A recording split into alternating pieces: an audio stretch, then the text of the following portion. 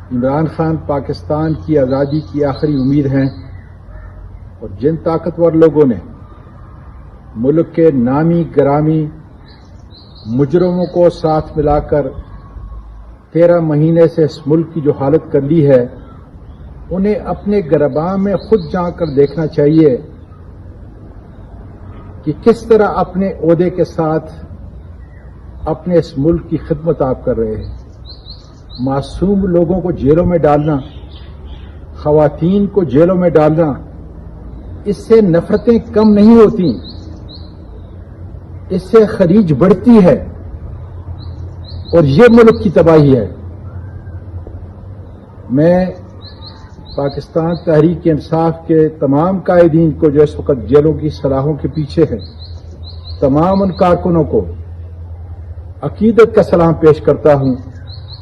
کہ آپ کی قربانی رنگ لائے گی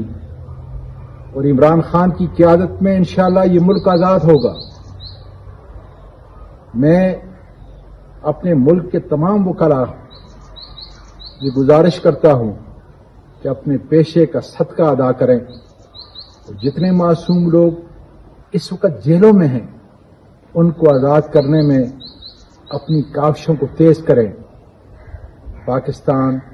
پائندہ باد۔